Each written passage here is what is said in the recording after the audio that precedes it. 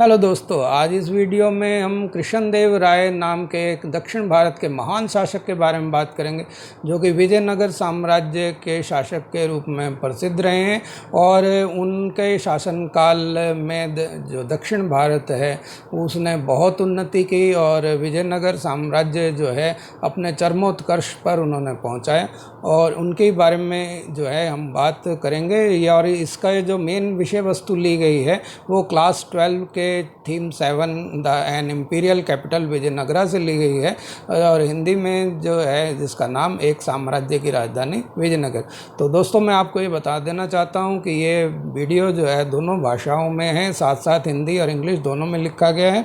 और शुरू से आखिर तक आप इसके साथ बने रहिए तो आपको बहुत ही महत्वपूर्ण जानकारी मिलने जा रही है। तो शुरू करते हैं हमारा वीडियो।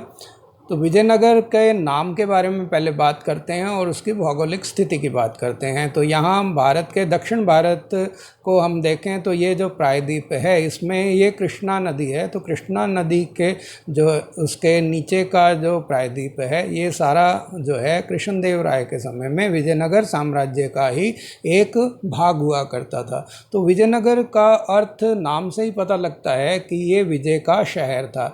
तो ये नाम जो है विजयनगर एक शहर के लिए भी प्रयुक्त होता था और पूरे साम्राज्य का नाम भी विजयनगर साम्राज्य था।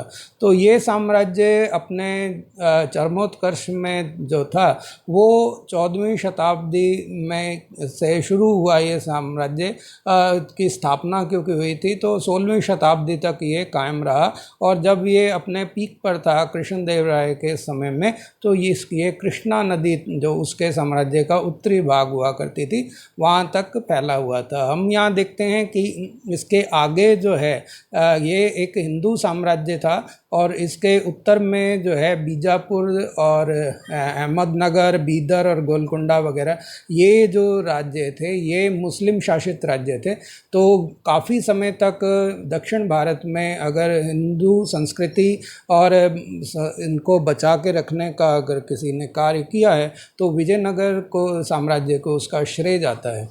तो ये साम्राज्य जो है लगभग 2 शताब्दियों तक वहाँ पर रहा और उनको दक्षिण भारत को समृद्ध बनाने में इसने काफ़ी योगदान दिया। लेकिन 1565 ईस्वी में जो है इन तीनों राज्यों की सेनाओं ने मिलकर विजयनगर पर हमला कर दिया और विजयनगर साम्राज्य के कमज़ोर शासक जो थे उस समय उनको परास्त करके वहाँ को उसको बुरी तरह लूट लिया और साथ में बाद में उजाड़ भी दिया। तो अब हम जो है इसकी बात करते हैं कि विजयनगर साम्राज्य इतना मशहूर क्यों है और ये क्यों जो है लोग आज भी उनकी स्मृतियों में हैं। तो 17वीं 18वीं शताब्दी तक आते आते ये लूट के बाद भी काफ़ी साल तक ये शासन विभिन्न राजवंशों के अधिकार क्षेत्र में रहा। लेकिन धीरे धीरे जो है ये 17वीं 18वीं शताब्दी तक आते आते पूरी तरह नष्ट हो गया। और जब नष्ट हो जाने के बाद भी कृष्णा और तुंगभद्रा जो 2 नदियाँ हैं, कृष्णा नदी और तुंगभद्रा नदी जो थी, ये तुंगभद्रा नदी इधर जाके आगे कृष्णा नदी में ही मिल जाती है। तो ये जो है कृष्णा नदी और तुंगभद्रा नदी के बीच के जो दोआब का क्षेत्र है, दोआब का मतलब 2 नदियों के बीच का जो भौगोलिक क्षेत्र होता है उसे दोआब कहते हैं। तो वहाँ के निवासियों की स्मृति में जो है उनकी यादों में जीवित रही लंबे समय तक। तो उनके स्मृतियों में जो नाम था वो विजयनगर नहीं था बल्कि हम्पी नाम था। तो हम्पी नाम कहाँ से आया? तो हम्पी नाम का जो उनका आविर्भाव जो हुआ ये नाम आया वहाँ की एक स्थानीय देवी थी पंपा देवी। तो पंपा देवी के नाम से ये हम्पा हुआ और हम्पा से जो है हम्पी हो गया। तो इस तरह से ये साम्राज्य जो है हम्पी के नाम से जो है लोगों के बातों में लोग जो कथाएं करते थे, कहानियां सुनाते थे, वो उनके अंदर हम्पी के रूप में मशहूर रहा। आपको यहाँ ये बता देना ज़रूरी समझते हैं कि जिस प्रकार से उत्तर भारत में अकबर और बीरबल के किस्से मशहूर हैं उसी तरह दक्षिण भारत में तेनालीरामन और कृष्णदेव राय के किस्से भी मशहूर हैं। जो तेनालीरामन अपनी विद्वता के लिए उसी तरह से मशहूर था जिस प्रकार की उत्तर भारत में बीरबल हुआ करता था। तो और कृष्णदेव राय भी अकबर के समान ही महान शासक दक्षिण भारत के हुए हैं। तो इस यहाँ की जो जानकारी है विजयनगर के बारे में, जो जानकारी मिलती है वो वहाँ की मौखिक परंपराओं के साथ साथ, क्योंकि लोग जो है बहुत समय तक सदियों तक उसके बारे में बात करते रहे, तो मौखिक परंपराओं से भी उनके बारे में जानकारी मिलती है। इसके अलावा जो पुरातत्विक खोजें की गई, यहाँ पुराने स्थानों के बारे में जानकारी प्राप्त की गई, स्थापत्य कला के नमूने लिए गए, वहाँ के मंदिरों और इमारतों आदि के बारे में वहाँ से जानकारी ली गई। इसके अलावा जो अभिलेख मिले हैं और जो है अन्य प्रकार के जो दस्तावेज यानी कि लिखित रूप से जो प्रमाण मिले हैं, पांडुलिपियाँ वगैरह मिली हैं, उससे विजयनगर साम्राज्य को पुनः खोजने में विद्वानों को काफ़ी सहायता मिली है। तो ये जो विजयनगर की खोज हुई, जो विजयनगर नष्ट हो गया और नष्ट होने के बाद यहाँ का सारा वैभव भी नष्ट हो गया, लेकिन इसको पहचाना और दोबारा से इसको लोगों की यादों में ताज़ा करने का श्रेय जो जाता है इस व्यक्ति को जाता है जिसका नाम है कॉलिन मैकेंजी। तो कॉलिन मैकेंजी जो है ये 1754 ईस्वी में जन्मे थे और ये जो हैं एक अभियंता यानी कि इंजीनियर थे, एक सर्वेयर थे और साथ ही मानचित्रकार भी थे, यानी कि मैप वगैरह बनाते थे। तो ये जो है बहुप्रतिभाशाली यानी कि ऑलराउंडर व्यक्ति थे और 1815 में जो है इन्हें भारत का पहला सर्वेयर जनरल बनाया गया था। तो और इस पद पर जो है वो अपने मृत्यु तक यानी कि 1821 तक जो है वो इसी पद पर 6 वर्ष तक रहे और इन्होंने जो है भारत के अतीत को बेहतर करने में यानी कि भारत के गौरवशाली अतीत को दोबारा से स्थापित करने का काम तो किया ही, क्योंकि विजयनगर के बारे में जैसे ही जानकारी आती है तो इतिहास के उस स्वर्णिम काल को याद आती है जो दक्षिण भारत में उस समय था। तो इसके बारे में भारत के अतीत को तो बेहतर बनाने के लिए उन्होंने काम किया ही, साथ साथ उपनिवेश, क्योंकि भारत जो है ये ब्रिटिश साम्राज्य का उपनिवेश था, तो उस उपनिवेश के प्रशासन को भी आसान बनाना वो चाहते थे कि यहाँ के बारे में, यहाँ के लोगों के बारे में जानकारी एकत्र की जाए, उन यहाँ के रहन सहन को और यहाँ के रीति रिवाजों को समझा जाए, तो उससे जो है उपनिवेश का प्रशासन जो है वो आसान हो जाता है। तो उसके लिए भी उन्होंने इतिहास से संबंधित जो स्थानीय परंपराओं का संकलन किया, यानी कि उनको एकत्र किया, वहाँ पे जो भी परंपराएं थी, रीति रिवाज थे, उनके बारे में जानकारी एकत्र की और ऐतिहासिक स्थलों का सर्वेक्षण करना भी आरंभ किया। तो उनके बारे में जानकारी प्राप्त की ताकि उनको भारत की गौरवशाली परंपराओं को स्थापित किया जा सके। तो वो कहते थे कि ब्रिटिश प्रशासन के सुप्रभाव में आने से पहले दक्षिण भारत खराब प्रबंधन की दुर्गति से लंबे समय तक जूझता रहा। विजयनगर के अध्ययन में मैकेंजी ने यह विश्वास हो गया कि कंपनी जो है वो स्थानीय लोगों के अलग अलग कबीलों, जो उस समय भी जनसंख्या का बड़ा हिस्सा थे, को अब भी प्रभावित करने वाले इनके कई संस्थाओं, कानूनों और रीति रिवाजों के विषय में बहुत महत्वपूर्ण जानकारियाँ हासिल कर सकती है। यानी कि अभी भी बहुत सारी बातें थी जो इन कबीलों और इनके रहन सहन और उनके कानून वगैरह रीति रिवाज के बारे में जो है उनको जानकारी एकत्र वो करना चाहते थे। और ये इसका कारण ये था कि कोई जो जनजातीय कबीले होते हैं वो लिखित कानून जो सरकार द्वारा बनाए गए हैं उनको वो समझते नहीं हैं, उनके लिए उनके अपने कानून होते हैं और अपनी ही न्याय व्यवस्था होती है। इसीलिए अगर प्रशासन बेहतर तरीके से चलाना है तो वहाँ के स्थानीय लोगों के कानून और उनके रीति रिवाज, उनका रहन सहन, उनके बारे में जानकारी प्राप्त करना बहुत ज़रूरी हो जाता है। तो मैकेंजी कहते थे कि अभी इनको जो है अगर हम वहाँ के लोगों को प्रभावित करना चाहते हैं और ब्रिटिश सरकार का वफादार बनाना चाहते हैं तो हमें उनके बारे में और अधिक जानकारी प्राप्त करनी पड़ेगी। तो हम्पी के जो भग्नावशेष हैं यानी कि वहाँ के जो खंडर हैं वो 1800 ईस्वी में जो अभियंता थे, पुरातत्वविद थे, कर्नल कॉलिन मैकेंजी, उन्होंने प्रकाश में लाए थे। जैसा कि हम पहले चर्चा कर चुके हैं, उन्होंने ही जो है हम्पी की खोज की और यहाँ के गौरवशाली अतीत को लोगों के सामने लेके आए। तो मैकेंजी जो है वो ईस्ट इंडिया कंपनी में काम करते थे, इसी में अधिकारी थे और वो जो है इस स्थान का उन्होंने पहला जो है सर्वेक्षण किया, यहाँ का मानचित्र तैयार किया और इसके बारे में पूरी खोज खबर करके कि कहाँ पर क्या क्या स्थान पर क्या हो सकता है। तो इस तरह से उस साम्राज्य के बारे में पूरी जानकारी जो है उन्होंने बड़े कठिन परिश्रम के साथ हासिल की। तो उनके द्वारा हासिल की गई शुरुआती जानकारियों में विरूपाक्ष मंदिर जो है और पंपा देवी के पूजा स्थल के पुरोहितों की स्मृतियों पर आधारित थे। यानी कि जो उन्होंने जानकारी ली थी तो विरूपाक्ष मंदिर और पंपा देवी के जो मंदिर थे उनके पुजारियों के जो मतलब स्मृतियों में उनकी याददाश्त के हिसाब से जो उन्होंने मुँह ज़बानी कहा उनको पुराने जो किस्से कहानियों के हिसाब से, तो उनकी शुरुआती जानकारी तो उन्हीं के ऊपर आधारित थी। लेकिन धीरे धीरे जो है उन्होंने अपने लेवल पे वहाँ पे जो है जानना शुरू किया, वहाँ के सभी वस्तुओं पूरा उन्होंने अपने साथ में जो है, जैसा कि हमने पहले चित्र में देख रहे हैं कि यहाँ इनके साथ जो है वो स्थानीय पंडित आदियों को भी रखते थे और उनके साथ ये उनका चपरासी भी हमेशा साथ में रहता था और ये साथ में दूरबीन भी है। तो वो एक पूरी तैयारी के साथ जो है पूरा सर्वेक्षण करते थे। उन्होंने उनके बारे में जानकारी करने के लिए बहुत ही उत्साह दिखाया और पूरे उत्साह के साथ जो है उन्होंने वहाँ के इस सभ्यता को और यहाँ के जो है उस समय के स्वर्णिम इतिहास को ढूंढ निकाला। कालांतर में 1856 में छाया चित्रकारों ने यानी कि फोटोग्राफरों ने यहाँ के भवनों के चित्र संकलित करने आरंभ किए और उनमें शोधकर्ता उनका अध्ययन कर पाए। तो 1836 से में जो है अभिलेखकर्ताओं ने यहाँ और हम्पी के अनेक मंदिरों से कई दर्जन जो है अभिलेखों को इकट्ठा करना आरंभ किया। तो मंदिरों के अंदर सारे अभिलेख जो हैं वो उस समय सुरक्षित थे। तो वहाँ से उन्होंने हम्पी के अन्य मंदिरों में भी गए, दो पहले जो विरूपाक्ष और पंपा देवी के मंदिरों से तो जानकारी एकत्र की ही, साथ ही अन्य मंदिरों से भी उन्होंने जो है पुस्तकें और अभिलेख वगैरह एकत्र करे।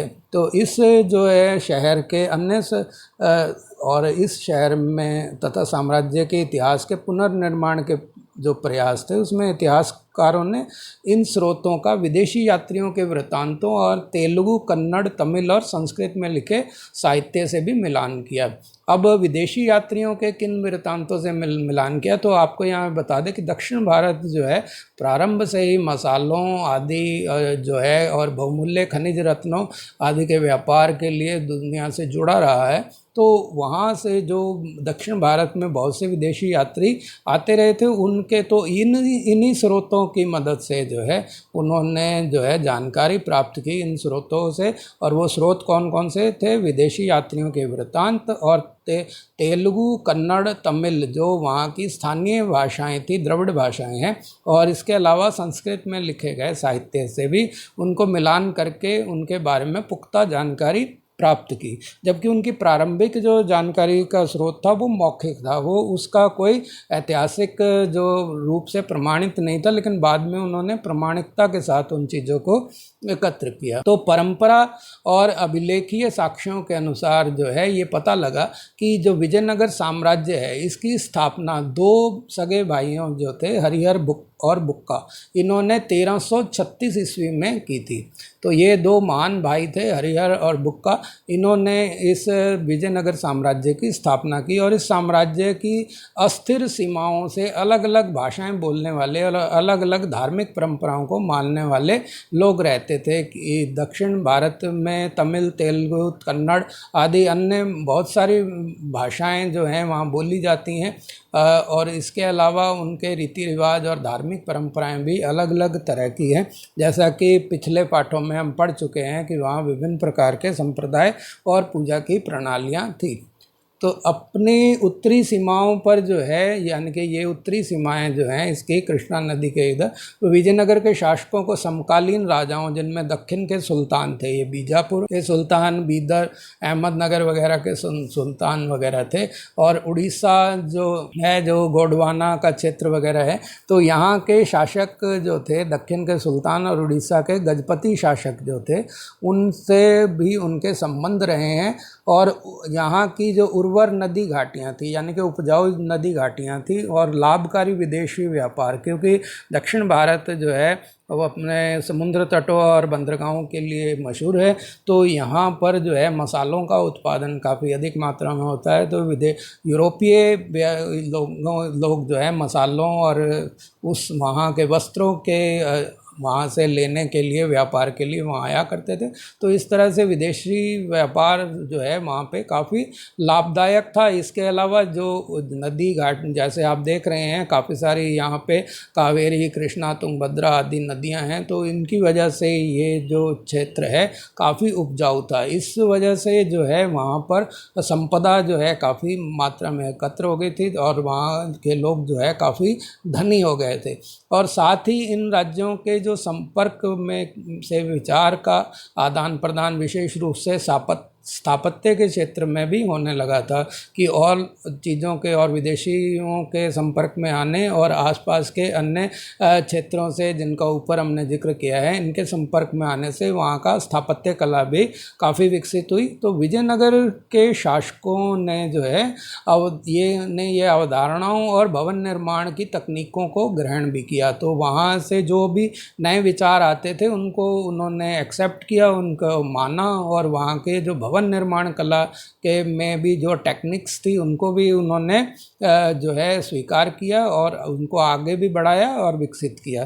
तो इस तरह से दक्षिण भारत में जो महान मंदिरों का निर्माण और संरक्षण उनके काल में हुआ। एक बात और यहाँ ध्यान देने की बात है कि इस साम्राज्य के कई भागों ने जो है पहले भी शक्तिशाली राज्य देखे थे। ये नहीं है कि विजयनगर साम्राज्य ही वहाँ का सबसे शक्तिशाली था, उससे पहले भी शक्तिशाली प्रशासक जो है वहाँ पे हुए हैं, जिसमें तमिलनाडु में चोल जो थे, जैसे राजराज चोल और राजेंद्र चोल जो है प्रमुख जो सम्राट माने गए वहाँ पे। इसके अलावा कर्नाटक में जो है होयसालों का जो राज्य था वो भी जो है महान प्रशासक हुए थे दक्षिण भारत में। तो दक्षिण भारत ने इस तरह से विजयनगर से पहले भी साम्राज्य देखे थे, लेकिन विजयनगर साम्राज्य के आने के बाद वो पुराने सारे साम्राज्य और उनकी छवि जो है उसके सामने, उसकी चकाचौंध के सामने धूमिल हो गई थी। तो इन क्षेत्रों के शासक वर्ग ने जो है विशाल मंदिरों जैसे बृहदेश्वर मंदिर और जो तंजावुर में है और चनकेश्वर मंदिर जो है जो वेल्लूर में है, उन्हें संरक्षण भी प्रदान किया, यानी कि उन मंदिरों का रखरखाव और उनका संभाल का जो है उन्होंने उनको संरक्षण दिया और उनकी आमदनी के स्रोत और उनके मरम्मत आदि के लिए धन वगैरह भी देते रहे। तो विजयनगर के शासक जो थे वो अपने आप को राय कहा करते थे, उनके नाम में राय लगता था, जैसे कृष्णदेव राय। तो राय नाम जो है उनके साथ लगाते थे और वे इन परंपराओं को उन्होंने आगे भी बढ़ाया, मंदिरों को संरक्षण देने और इसके अलावा जो है वहाँ के व्यापार को और स्थापत्य कला को आगे बढ़ाने के लिए। तो उन्होंने उन्हें आगे भी बढ़ाया और नई ऊंचाइयों तक भी उनको पहुँचाया था। तो चूँकि इस काल में युद्ध कला जो है वो थी, वो क्या, क्योंकि संघर्ष जो है साम्राज्य को स्थापित रखने के लिए, कायम रखने के लिए पड़ोसी राज्यों या विदेशी आक्रमण होते रहते हैं। दक्षिण भारत विदेशी आक्रमणों से तो बचा रहा, लेकिन पड़ोसी राज्यों के आक्रमण जो हैं उन पर होते रहते थे। तो इसके लिए जो है उनको एक शक्तिशाली अश्व सेना की, युद्ध कला में प्रशिक्षित सेना की भी ज़रूरत होती थी। तो अश्व सेना पर आधारित जो थी युद्ध कला थी, तो उसके लिए प्रतिस्पर्धी राज्यों से आगे बढ़ने के लिए जो है अरब और मध्य एशिया से घोड़ों का आयात बहुत महत्वपूर्ण था, क्योंकि अरबी घोड़े जो हैं वो श्रेष्ठ नस्ल के माने जाते हैं। तो अरब से जो हैं घोड़ों का व्यापार जो है दक्षिण भारत में विजयनगर साम्राज्य में हुआ करता था।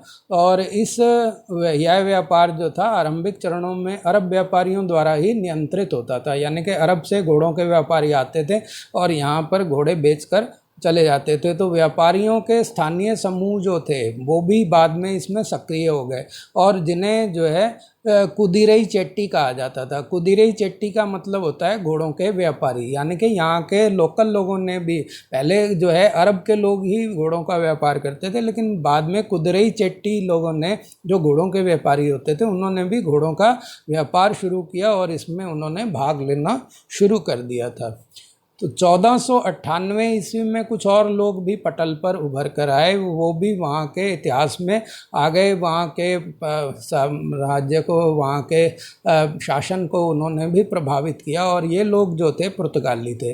पुर्तगाली जो हैं वो भारत में, जैसे कि आपको पता, वास्को डी गामा जो है भारत में कालीकट में आए थे। तो ये 1498 में पुर्तगाली जो है वो कालीकट पहुँचे और इसके बाद जो है उन्होंने अपना पूरे भारत के तटवर्तीय क्षेत्रों में और साथ ही साथ श्रीलंका में भी अपने जो है उन्होंने प्रभाव जमाना शुरू कर दिया। तो सबसे पहले 1498 में वो कालीकट आए, उसके बाद 1500 में जो है वो कोचीन में को अपने प्रभाव में लिया, उसके बाद जो है वो कन्नौर में गए और उसके बाद जो है 1507 में जो है नागपट्टनम जो है बंदरगाह पर उन्होंने अधिकार कर लिया। और इसके बाद जो है 1510 में गोवा के का भी प्रशासन जो है उन्होंने संभाल लिया। गोवा जो है वो काफ़ी समय तक उनके नियंत्रण में रहा है और इसको लंबे समय बाद, आज़ादी के भी लंबे समय बाद पुर्तगालियों से मुक्त कराया गया था। और इसके अलावा जो है बेसिन जो है 1533 में, और बॉम्बे पर भी उन्होंने अधिकार कर लिया था, लेकिन बॉम्बे बाद में जो है उन्होंने ब्रिटिश राजकुमार को पुर्तगालियों ने दहेज में दे दिया था। तो इस तरह से वो बॉम्बे जो है पुर्तगालियों से ब्रिटिश साम्राज्य में चला गया था। तो इस तरह से पुर्तगालियों का प्रभाव जो है वो काफ़ी बढ़ गया था। पुर्तगाली जो हैं इस समय जो है पश्चिमी तट पर आए थे और फिर जो है हमने देखा कि उन्होंने व्यापारिक और सामरिक केंद्र भी इन स्थानों पर सब जगह स्थापित कर लिए। इसके अलावा जो है आप देख रहे हैं कि श्रीलंका में भी जो है ये फ्लैग से पता लगता है कि ये जो है मात्रा, और इसके अलावा त्रिकोमाले आदि क्षेत्रों पर भी और इन्होंने अपना अधिकार जमा लिया था और यहाँ पर भी श्रीलंका में भी अपनी उपस्थिति दर्ज की थी। तो इस तरह से स्पेनी लोगों और ब्रिटिश लोगों के साथ साथ पुर्तगाली, फ्रांसीसियों आदि के साथ ये भी जो हैं विदेशी शक्तियाँ थी जो भारत के तटीय क्षेत्रों में, तटीय क्षेत्र इन्होंने इसलिए चुने थे क्योंकि इनका मुख्य उद्देश्य जो था व्यापारिक उद्देश्य था, लेकिन धीरे धीरे यहाँ की परिस्थितियों के सामरिक केंद्र जो है स्थापित किए। इन अलग अलग स्थानों पर उन्होंने अपने स्थान जो है केंद्र, व्यापारिक केंद्र बनाए और इसको जो है उन्होंने, उनकी जो सामरिक तकनीक थी यानी कि युद्ध कला थी वो भी आधुनिक थी और भारतीयों से बेहतर थी। तो विशेष रूप से वो बंदूकों का जो उपयोग करते थे, तो उसकी वजह से उस काल में जो उलझी हुई राजनीति थी उसके अंदर जो है उन्होंने महत्वपूर्ण शक्ति बनकर वो उभरे, क्योंकि यहाँ के स्थानीय जो राजा थे वो भी चाहते थे कि वो तीर कमान और भालों से ना लड़के बंदूकें जो हैं लें, और उन्होंने अपने सैनिकों को जो है पुर्तगालियों से, फ्रांसीसियों और अंग्रेज़ों से प्रशिक्षित कराना शुरू कर दिया था। इस तरह से जो पुर्तगाली हैं वो भी दक्षिण भारत में काफ़ी प्रभावशाली शक्ति के रूप में उभर कर आए। तो विजयनगर जो है वो उनका व्यापार किस चीज़ का होता था, तो वो जैसा कि हम जानते हैं कि दक्षिण भारत जो है वो मसालों के लिए, मसालों के उत्पादन और व्यापार के लिए प्रसिद्ध है। तो मसाले जो हैं यहाँ पर उनका जो है बाज़ार था। इसके अलावा वहाँ के वस्त्र जो हैं, वस्त्र उद्योग भी काफ़ी विकसित था, जैसे कांजीवरम आदि की साड़ियाँ आज भी मशहूर हैं। और रत्नों का व्यापार भी, वहाँ कीमती रत्न भी पाए जाते थे, तो रत्नों का भी व्यापार और वहाँ का बाजार मशहूर थे। तो ऐसे शहरों के लिए व्यापार एक प्रतिष्ठा का मानक भी माना जाता था। तो प्रतिष्ठा यानी कि वो एक प्रेस्टीज पॉइंट होता था कि वहाँ की जनता जो थी, जो समृद्ध जनता थी, वो महंगी विदेशी वस्तुओं की मांग करती थी कि वो स्टैंडर्ड मेंटेन करने के लिए, और विशेष रूप से रत्नों और आभूषणों की जो डिमांड थी उस दक्षिण भारत के अमीर जनता के अंदर काफ़ी ज़्यादा थी। और दूसरी ओर व्यापार से प्राप्त राजस्व जो है वो राज्य की समृद्धि में महत्वपूर्ण योगदान भी दे रहा था, क्योंकि व्यापार बढ़ने के साथ जो है उनके राज्य को मिलने वाले कर और राजस्वों में वृद्धि होने से जो है राज्य भी समृद्ध होता था। इसलिए यहाँ के शासक जो थे वो व्यापार को बढ़ावा दिया करते थे। तो राजनीति सत्ता के दावेदारों में जो है राजकीय शासकीय वंश के सदस्य और सैनिक कमांडर भी शामिल रहते थे। तो विजयनगर पे जो है शुरू से ही बहुत सारे राजवंशों ने जो है शासन किया है। तो पहला जो राजवंश जो यहाँ कायम हुआ था वो संगम राजवंश था, संगम वंश था, जिसने 1485 तक जो है इसे नियंत्रण में रखा। तो यहाँ इसकी ब्रीफ में एक बता देते हैं। जैसा कि हमने बताया था कि इसकी स्थापना जो है हरिहर और बुक्का ने की थी, तो इसका 1336 से 1356 तक हरिहर प्रथम ने इस पर शासन किया, और फिर उसके बाद बुक्का राय जो है, जो उनके भाई थे, 1356 से 1370 तक उन्होंने शासन किया। उसके बाद हरिहर राय जो सेकंड हैं वो 1337 से 1404, और फिर जो है इसी प्रकार अन्य शासक होते होते ये जो है 1485 में जब परुधा राय जो थे इसके अंतिम शासक हुए। उसके बाद जो है सुलभों ने उनका शासन उखाड़ फेंका और सुलभों ने जो है 1485 में वहाँ अपना शासन स्थापित कर लिया।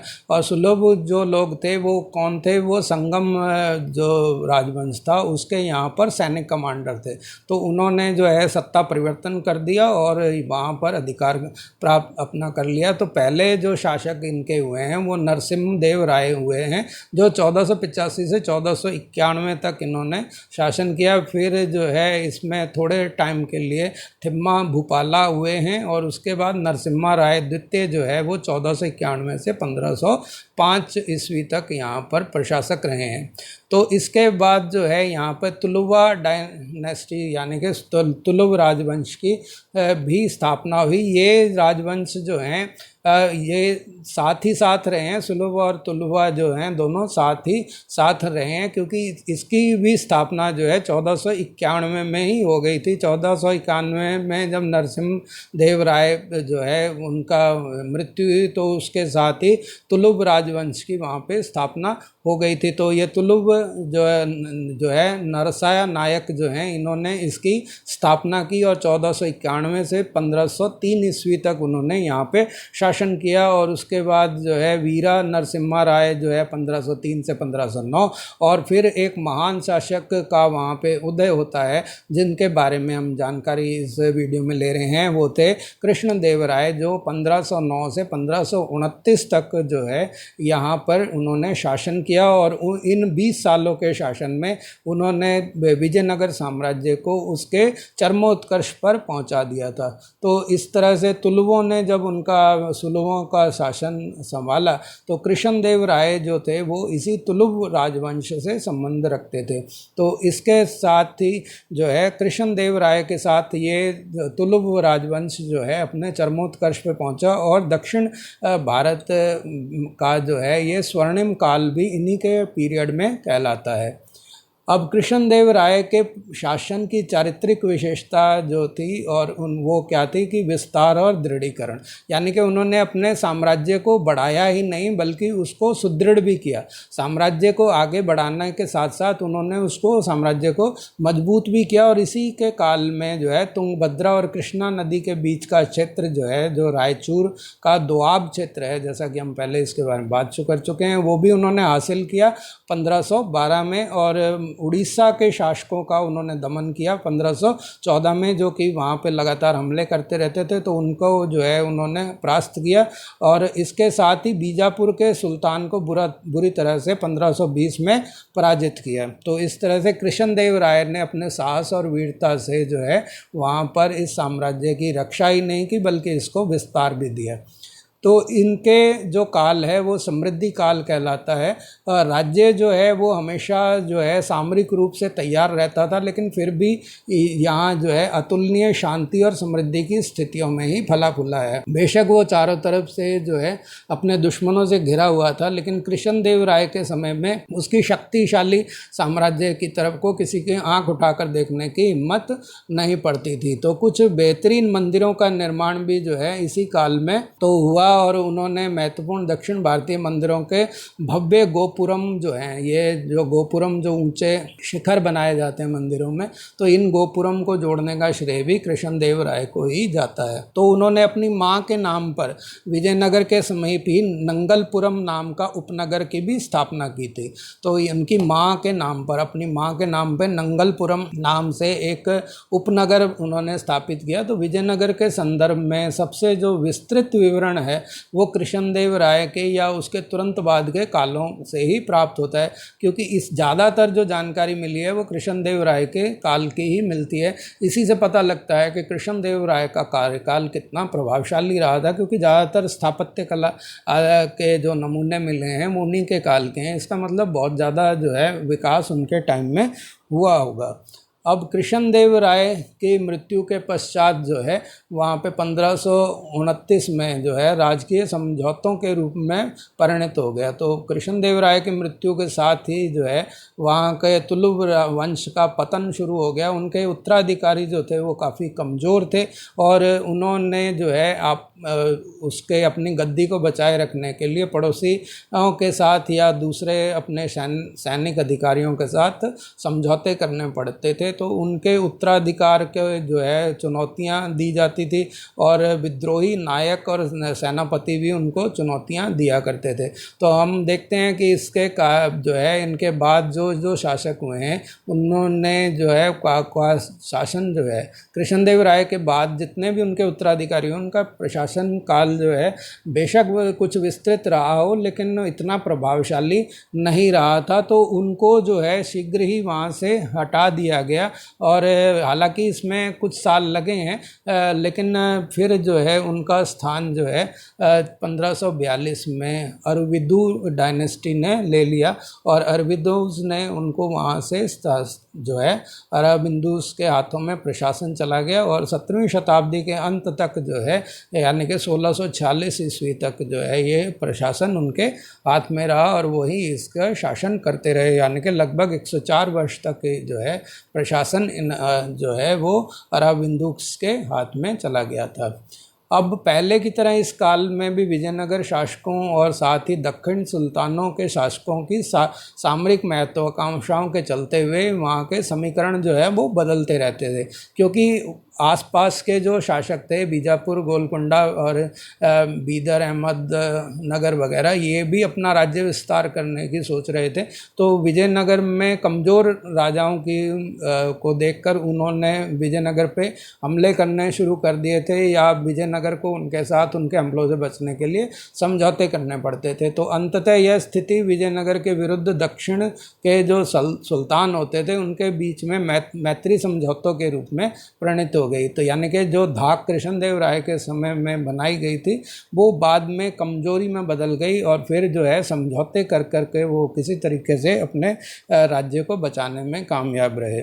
तो 1565 में जो है विजयनगर की सेना के जो प्रधानमंत्री थे राम राय, तो उनके काल में जो है एक बड़ी घटना हुई कि वो चाहते थे कि इन जो मुस्लिम पड़ोसी तीनों सुल्तान थे उनको आपस में लड़ा दिया जाए। उनकी एक ये राजनीति थी कि इन राजाओं को आपस में लड़ा दिया जाए, जो कि एक बहुत ही जोखिमपूर्ण स्थिति थी, क्योंकि उनका अगर भेद खुल जाता तो वो जो है उनके विरुद्ध हो जाते। तो ऐसा ही हुआ, उन्होंने उनको आपस में लड़ाने की कोशिश की, लेकिन हुआ इसका उल्टा कि वो सारों ने मिलके बीजापुर, अहमदनगर और गोलकुंडा के सुल्तानों की संयुक्त सेनाओं ने मिलके राक्षसी तागड़ी, जो कि तालीकोट में के नाम से आजकल जाना जाता है, उसके युद्ध में तीनों की संयुक्त सेनाओं ने विजयनगर की सेना को बुरी तरह से परास्त कर दिया और 1565 में इसके ऊपर बुरी तरह से हमला हुआ और विजयनगर शहर पे धावा बोलकर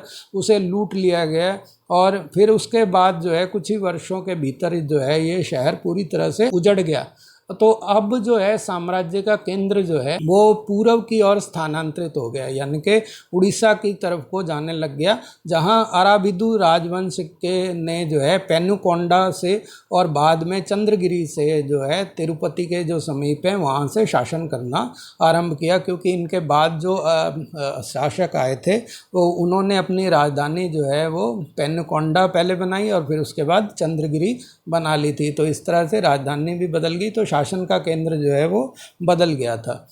अब यहाँ पर जो है यवन राज्य के निर्माता के रूप में कृष्णदेव राय के जाना जाता है। तो हालांकि विजयनगर जो है वो शासन के विध्वंस के लिए सुल्तानों की सेनाएं उत्तरदायी थी कि उन्होंने मिलके तीनों ने मिलके संयुक्त सेनाओं ने जो है इस साम्राज्य को नष्ट कर दिया। लेकिन फिर भी जो है सुल्तानों और रायों के संबंध जो थे वो धार्मिक विभिन्नता के होने की वजह से जो शत्रुतापूर्ण नहीं थे, कि हिंदू मुसलमान वाली बात नहीं थी, कि कृष्णदेव राय और उनके बाद वाले जो राजवंश थे या उनसे पहले वाले थे वो हिंदू थे और ये सुल्तान जो थे सारे मुस्लिम थे।